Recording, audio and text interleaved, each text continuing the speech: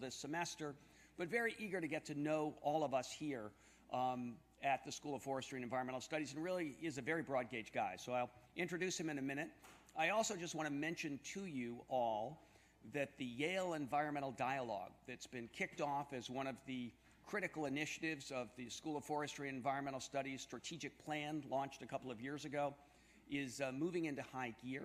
We have a series of policy essays that are being done by faculty here across Yale, around the country, who are thinking big thoughts and generating big ideas about how to re-energize the push toward a sustainable future.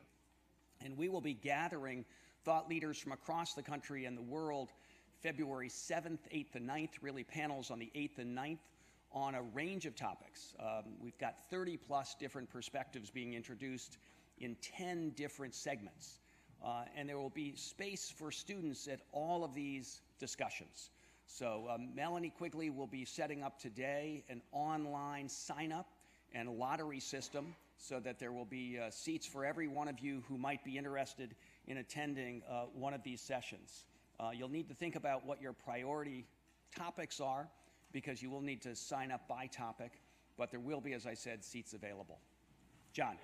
What's the setting? The setting will be in this room and other spaces right here on campus. So, and the setting is some plenary sessions here together, and then breakouts to discuss in more detail some of the essays. So there will be, again, big sessions and smaller sessions. So it's a great pleasure to have Gerald Torres with us today. Gerald, thank you for being here. Gerald's a professor of law at the Cornell Law School. As I mentioned, he's a very broad gauge guy. He's done, in his career, environmental law. He does a lot of work on environmental justice.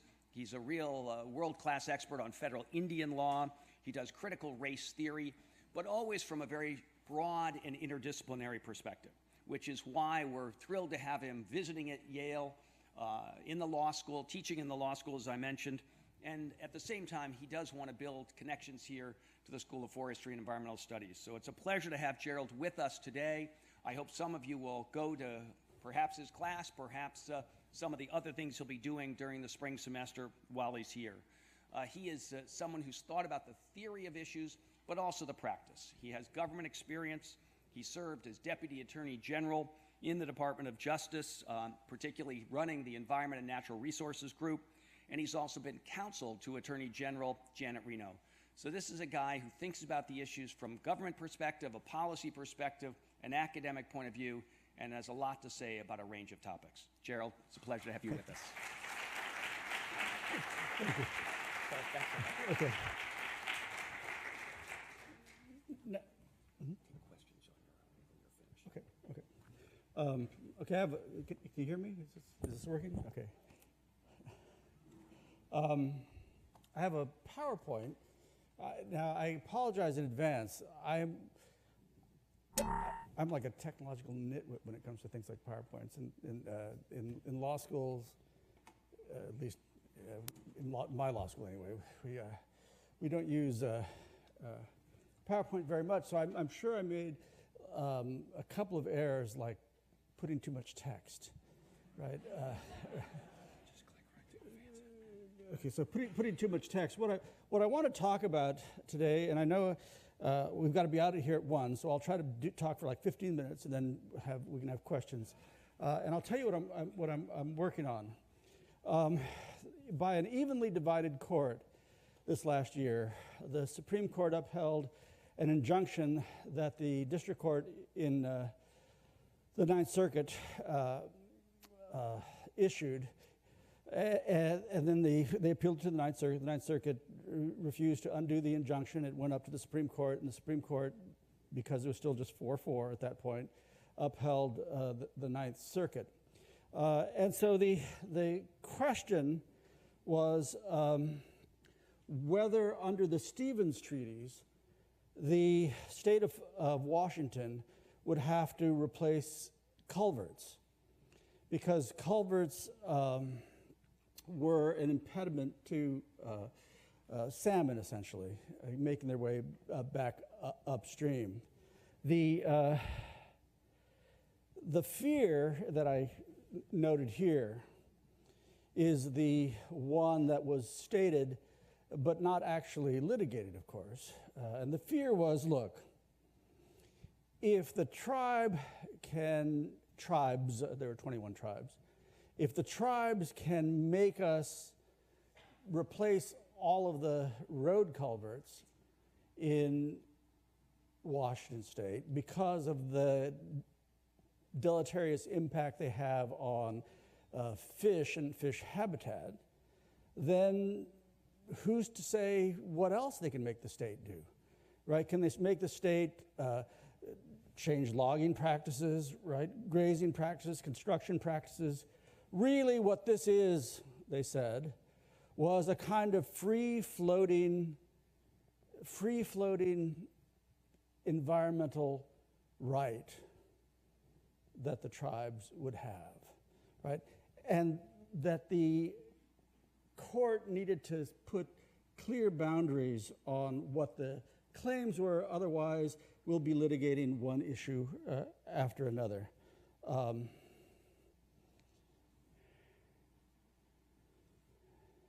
This is what the state argued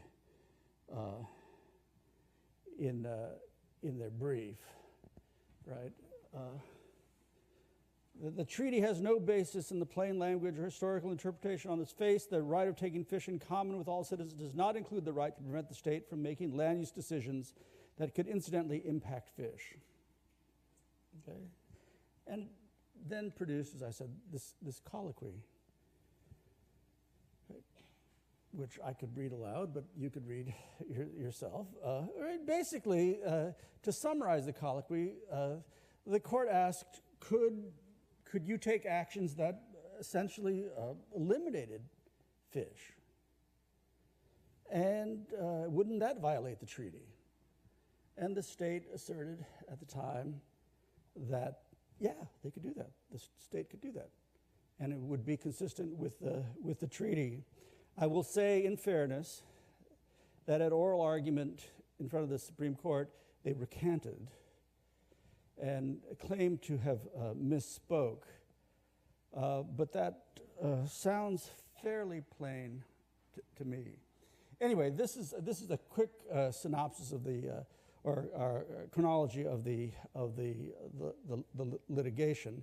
Right back in 1974, the court there held that the tribes under the treaty have the right to take fish at all their customary, historic and customary places, traditional and customary places, and had a share in common with non-tribal citizens of the state of Washington.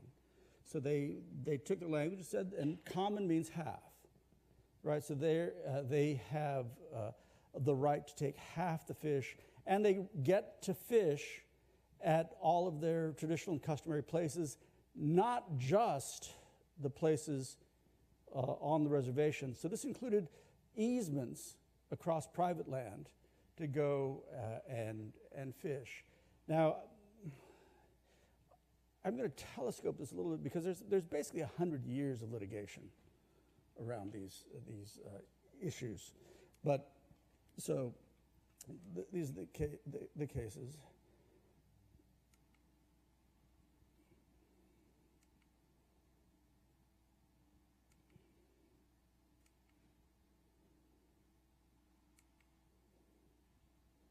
And that's where we are today, right? So the equally divided Supreme Court, they upheld the injunction.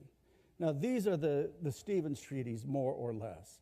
People characterize them differently. That is Isaac Ingalls Stevens. As I was walking up here and I passed the rink, I was wondering whether does anybody know if there's any relation between the Ingalls after whom the rink is named and Isaac Ingalls Stevens? I mean, there could well be. I was once talking at the law school, and there was a question over whether the Missouri River was navigable at a certain point. And I said, well, let's just walk over to the Beinecke and look at Lewis and Clark's maps, right? If we look at Lewis and Clark's maps, we'll be able to tell whether this section of the river is navigable. They had a big interest in that question, right? So I just was wondering, as I was walking, is there any relationship? Anyway, Ingalls was charged by Commissioner Manypenny, I love the name, by Commissioner Manypenny, to negotiate with the tribes and essentially to get the tribes to cede their land to the federal government. And in exchange for these cessions, there would be certain deals that the federal government would enter into around hunting, fishing. The Nez Perce actually at one point had control over the springs and in the headwaters, and they were negotiated and had those controls. So these were fairly capacious treaties governing all of the tribes. So there's two kinds of rights the tribes have, right? One is the winter's rights, which is the right to a certain amount of water quantity. And I'm not going to talk about today, although that's been heavily litigated as well. How much water do the tribes actually have access to? Right? That's why the Nez Perce negotiated position where they had control over the headwaters and the springs, et cetera, was a tremendous and potentially very powerful. Now, you remember that a lot of eastern Washington is actually quite arid, right? So the question over water rights is always a touchy issue. How many here from the West? So Westerners know that, what did Mark Twain, I think it's apocryphal, right? But he's reported to have said that whiskey's for drinking and water's for fighting, right? And largely that holds true in the West because the water is so scarce. But the other one was, the second right, are habitat-based water rights that are related to the reserved fishing rights. And this is where the controversy really kind of takes root. Because it's not just the right to take fish, at least according to the tribes. It's not just the right to take fish, right? It's the obligation of the state to maintain the habitat that actually makes fish available, right? So if we go back to that colloquy that I started the discussion with, right? It does the tribes no good if the states can take action that eliminate all of the fish, right? Half of zero is still zero, right? And so the question the tribes raise, and they have raised consistently, is what are the obligations that the signatories of the treaty, Washington State, now because they've been devolved to Washington State, and the federal government, in protecting the habitat for the fish that the tribes are empowered to take. So this is a map of the land that was controlled by the tribes and then ceded and to the at least partially ceded to the state. These are all of the fish passages, a partial view of the places where the state has to ensure, right, that fish can make it upstream to reproduce. Now, the result of the pressure on fish has and the co-management agreement between the state and the tribes have resulted in a variety of accommodations. But there's a famous case in which I believe it's the Yakima, the Yakima sued the federal government to prevent the closing of the gates of a dam because they had discovered I'm blanking on the name of a nest of eggs for salmon. Does anybody know? Red, that's right. Who said that? Thank you. I knew it was in my head. I just couldn't read of Chinook, of native Chinook, which were endangered. And so the idea of opening the dam and flushing this read downstream, the biologist said was, shouldn't be done. The court, to its credit, relied on the biologists and said, we're going to hold that the federal government can't do that. So the federal government also has an obligation to maintain and exercise control over the water resource in a way that is consistent with the treaties. Now, I just wanted to show you some pictures of the culverts so that you had an idea of what we're talking about, right? So these are the culverts, right?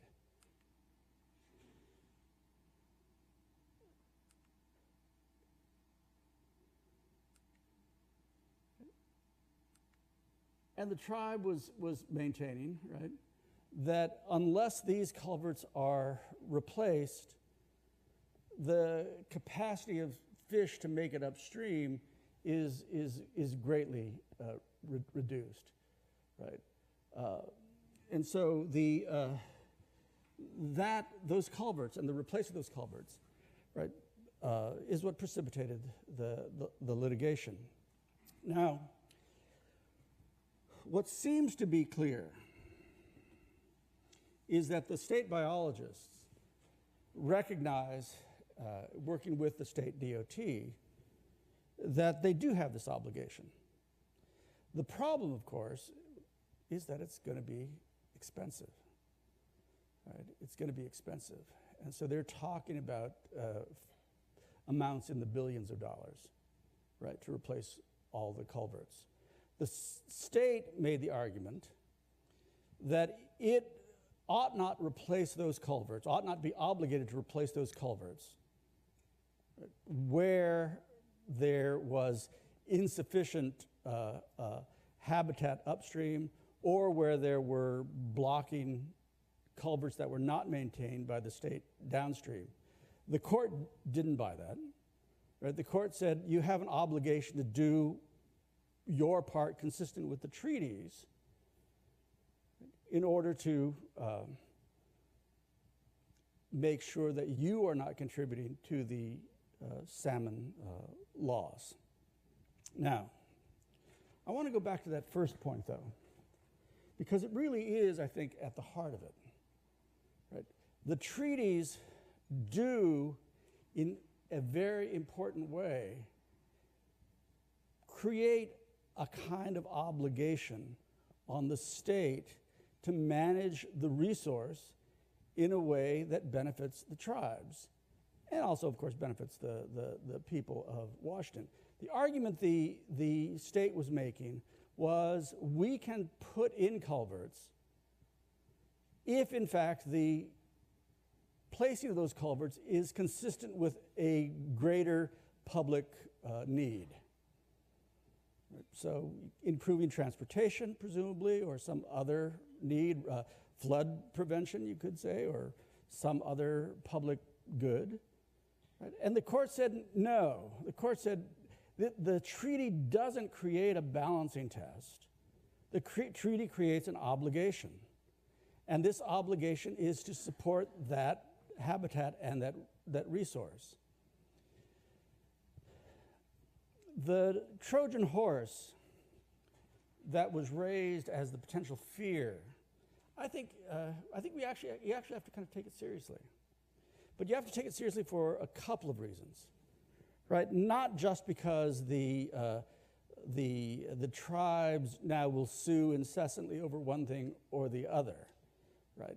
But what it does do is the obligation to maintain a habitat and to maintain the capacity for this particular resource to be available underlies or reveals the obligation of the state, not just to the tribes, right, but to all of the citizens of Washington.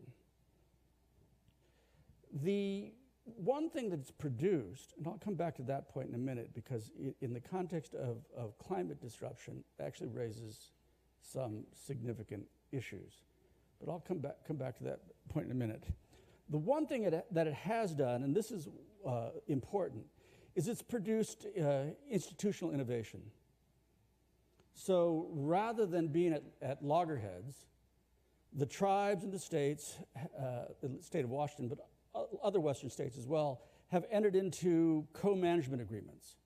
So the one thing that's important that these treaties have done is not just to create enemies, right, but to actually precipitate innovation in institutional design.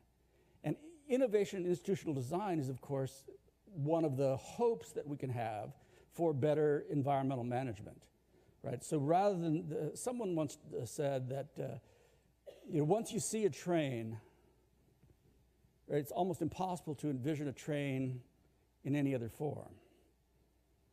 Right? And so if I asked you to design a train, what you'd all have in your mind, right, is every train you've ever seen. Right? What the pressure of this litigation has done is to ask the states and the various tribes to imagine an institutional design that will permit them to craft remedies that will reduce conflict, but also protect habitat and protect the interests of both the tribes and the state. That's a good thing. I think that's a good thing. Another paper I'm working on is actually on these co-management agreements, because one of the things I want to try to discover is how have, not just in Washington State, but in other states around the West, how have these co-management agreements between the states and the federal government, or the states and the tribes, and between the tribes and the federal government, how have these co-management agreements actually taken what we conceive to be the important features of resource management and administrative law and created new models? Right? I think that's one of the exciting things to come out of this litigation. Not just the idea that habitat is now necessarily considered part of the obligation that the state has. So that's one important thing to come out of it. The other important thing is that it really does force the state, the tribe as well, to think seriously about what their obligations are in relationship to the tribes by virtue of the promises that were made on their behalf as the state was being formed. Now, I want to shift gears a little bit now to talk about climate disruption. Because if I can go back,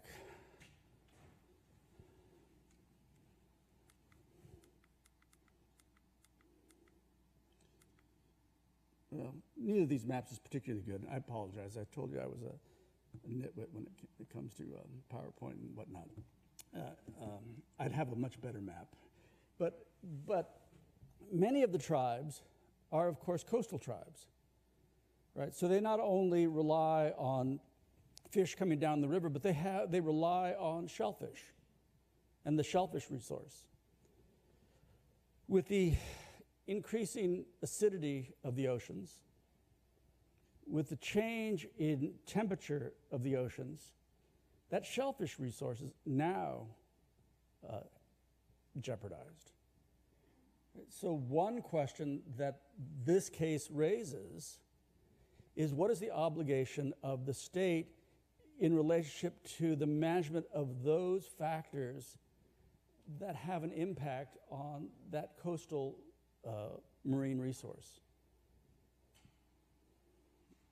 If, in fact, the management of things that increase the pressure through, reliance on fossil fuels, for example, the building of the oil depot, right, that's planned, right, the extent to which these things actually exacerbate the decline in the marine resource may be, although it's not been litigated yet, right, may be a violation of the treaty. The thing we can hope is that the pressure for institutional innovation brought on by this litigation will permit the state of Washington and the tribes there to actually become leaders in figuring out how you craft a solution that both reduces cost but addresses the problem. So That's what I'm working on. It's still, as you might have guessed, in its, I guess it's still a fry, I guess, rather than a full-grown salmon. But that's what I'm working on. I think that this case and this litigation, it's gone on, as I said, for about 100 years, right?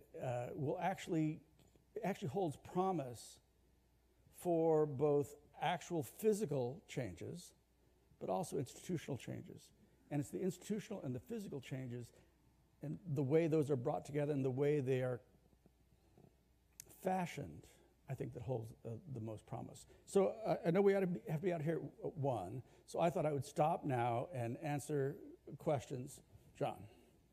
There's two sets of questions that come to my mind, but I did want to go one way, but the two directions are the treaty reservation system and the sense of earth jurisprudence or wild law. So let me save the wild law for personal conversation. Just the easy one, right? Yeah, and go in the direction of treaties and reservations. In the late 40s and the last of the Truman administration, with the Republican Congress and majority, the termination policies began. Are you aware of current efforts in the Congress setting or the larger governance systems towards the shutting down of treaties, as there was a termination effort to shut down reservations? So the presupposition of much of your presentation was based on treaty rights, and so go after the treaties rather than the specifics. To the best of my knowledge, I mean, everything's shut down now, right? But I say that only with kind of, since I'm doing actually in the middle of some litigation that's now, I'm wondering, where it's going to go, given the government shutdown. I mean, so, but anyway, no, I don't. I'm not. It's clear to me that there have historically been in the Department of Interior people who resist treaty obligations, but there is no. I don't think there's any systematic governmental effort to disclaim treaty obligations. I think you'll see litigation like this because, a treaty in some ways is a living document, right? And so, and population growth, of course, puts pressure on the natural resource that the treaties, these particular treaties, but all of the winters-based treaties, are designed to protect. So there'll be increasing pressure. That's why I spent a good deal of time focusing on the idea that one of the things that this litigation might produce is a kind of administrative or institutional innovation. And I think, to me, that's in some ways the biggest promise. And it's the kind of thing that will have a longitudinal impact rather than a particular victory in a particular piece of litigation will certainly have an impact on that resource. Right, but if you can think about new ways to deal with this issue, right, I think that will be very, very valuable. Thank you, Gerald, for a great talk and terrific work. I don't know if you're familiar with a book called Being Salmon, Being Human, which Martin Mueller wrote, who's in Norway. Mm-hmm. And in Norway, they're arguing over a business proposal that if you have farming of salmon or genetically modified salmon, that's probably the best way to go because it's an efficiency model. He's arguing in a whole different sensibility, obviously, and picking up on John's point, somewhat in terms of the rights of nature. Mm-hmm. So my question is, in the midst of this very complex litigation, is the rights of salmon being discussed at all, or is that a possibility? Well, it's discussed certainly among the tribal people. It's discussed. It's obvious there's obviously no legal purchase for it. I don't know how many of you are familiar with what's going on in New Zealand, right? But New Zealand has now created legal rights for rivers and forests and various other natural features. I don't know whether it's gone so far as to particular species.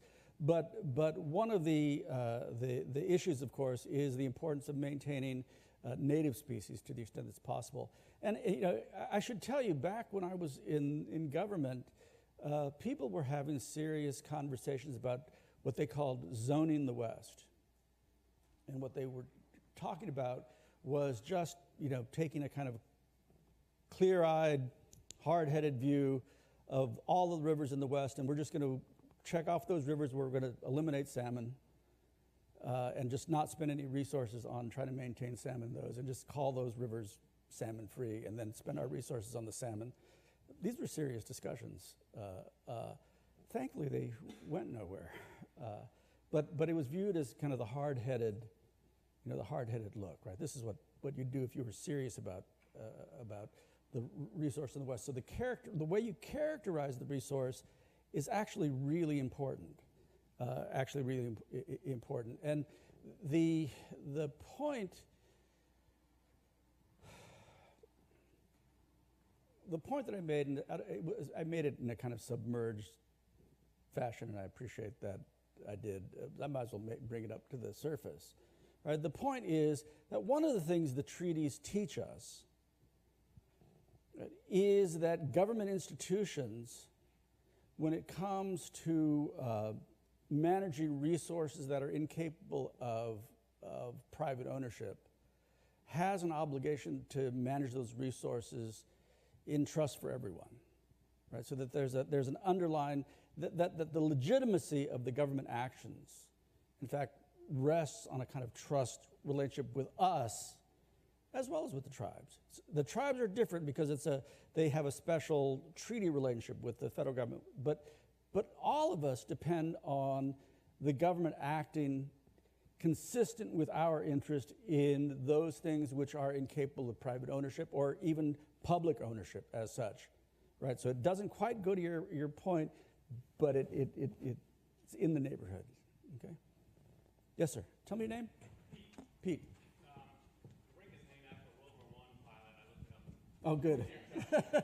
No, we all should know. So this is tricky, right? Because these fish are susceptible to a lot of different pressures, and they spend half their life out in the ocean where they have a whole different set of pressures.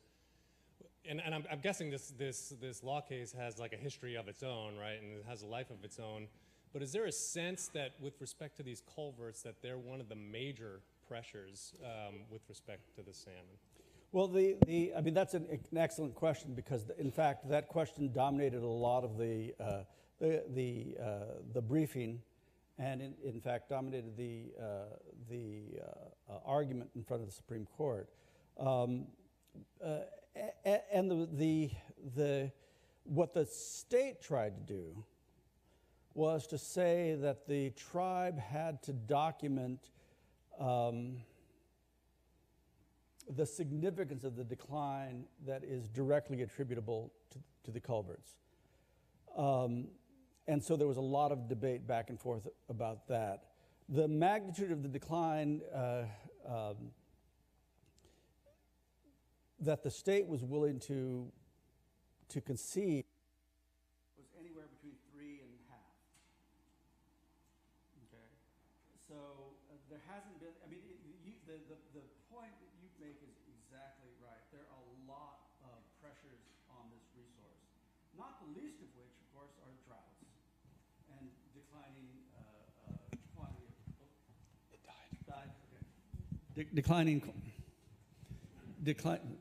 Declining quantity of fish, of water in the river that would actually support the fish. So it remains a complex problem. That's why I think the idea of co-management agreements where each side is essentially operating in good faith will help get to that question better in a forum where they're not at each other's throats, but rather working together to try to maintain the resource. I think the idea that the state could act in a way that eliminated the resource is now completely off the table. And so the innovative institutional design actually, I hope, will yield those conversations and recognize that not every salmon is going to survive, and not every salmon that dies is attributable to a badly designed culvert. Yes, sir. Tell me your name. Jack. Thanks for the talk. Like, sort of going back to the fish wars kind of across that region in the last whatever, 30, 40 years in the middle of last century, you see a lot of those actions sort of like happening because of sort of like a protest from below, sometimes armed protests that sort of like reached a certain magnitude, right, and then got favorable responses and got treaty rights recognized.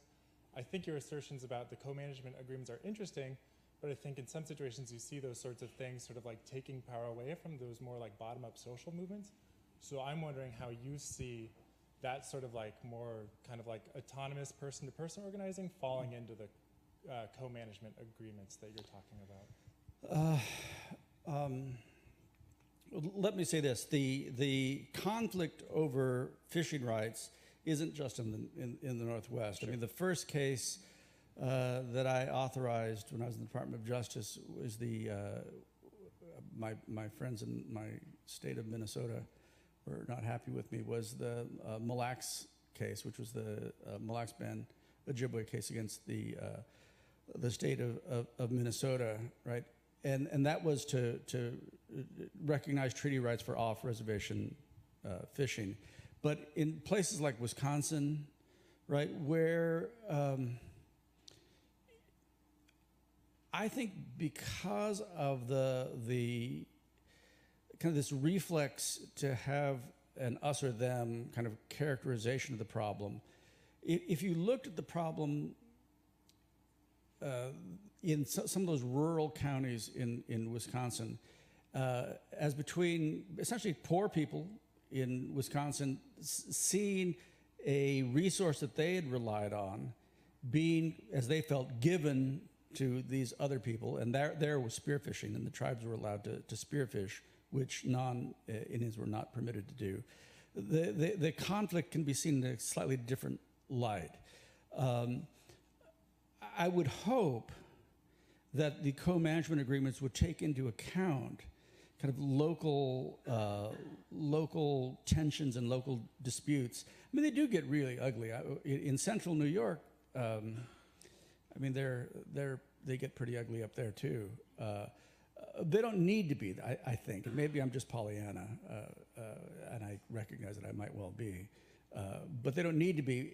The hope would be that the bottom-up sentiments could be integrated into the thoughts about how co-management ought to work and what kinds of issues it ought to take into account. I should say, by way of confession avoidance, the other class I teach is a class called Law and Social Movements. And so I'm deeply interested in the way in which social movements have an impact on legal change. So that this litigation combined with the conflict below may actually be fruitful, right? May actually be fruitful in yielding solutions that we haven't yet contemplated. I guess that's the point. Any other questions? Yes, sir. Tell me your name again. Jody? Tony, okay. I was wondering if the co-management agreements were ordered by the court or if they were voluntary innovations. And I asked because I was wondering how they'd be enforced, and not only how they're enforced, but how they're structured. So on the question of bottom up, who's involved in these and who decided who's involved in the co-management? Well, many of the co-management agreements arose out of settlement agreements between in earlier litigation. So that they at least, to the extent that they are part of a settlement agreement, they could ultimately be enforced by a court. I think probably I'd like to think about them differently, though. Remember that a co-management agreement is essentially just a set of contracts between the parties. And so part of that co-management agreement is, of course, going to be how disputes are resolved. And so where there's a potentially intractable dispute, the bottom that it's going to rest on is the judgment that the court made if it arose in the context of litigation. Now, you don't need to litigate every single issue, right? Because where you have a variety of judgments, that's going to form a framework that the people who aren't in litigation can look to structure what the agreement would look like and what kinds of issues they need to take into account as they build that institution, right? So you don't need every single issue, every single case, every single dispute doesn't need to go to litigation, because you've got the litigation that are like lodestars. Okay, so that'd be my hope anyway. Question? Yeah, no? Yes, sir.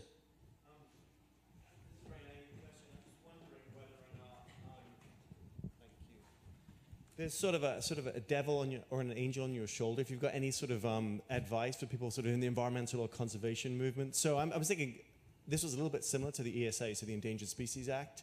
So tribes' rights could also be quite similar in terms of conservationists or environmentalists could use these as tools to get something else that they want, which actually doesn't actually meet those specific requirements of those particular agreements or treaties. And so you can go in and say, well, I want to protect this forest. I'm going to use tribes' rights. How wrong is that? Are there other tools out there that we could also be looking at? Should we not be thinking about it that way? Well, they certainly cannot litigate them on behalf of the tribes without the tribe's consent, right? But in fact, of course, in the Endangered Species Act, we have habitat conservation plans. So when you were talking about what they ought to look like, right? We have a number of habitat conservation plans that we could look at. So if you were concerned about, say, silviculture activities and the impact on streams, you could look not just in the state of Washington, but at other places where there are habitat conservation plans in place, and use that as a starting point for discussion, right? So there are models out there outside of the tribal context that we can look at. I think one of the interesting things about the Mille Lacs case that I was talking about earlier is that the Mille Lacs actually maintained a fish lab, right, and a fishery which they were willing to give to the state, or at least permit the state to co-manage and to use, right? So those kinds of opportunities exist as well. So it's not just tribe state or tribe federal. In the treaty context, where it's a resource issue, you can look broadly at how that resource is managed, and I think scour those other places for ideas about how you would use and manage this resource, rather than just thinking of it as a point of dispute and contention. Gerald, thank you so much for being with us. We look forward to continuing the conversation in the weeks and months ahead. And I hope all of you will join me in thanking Gerald. Thank you.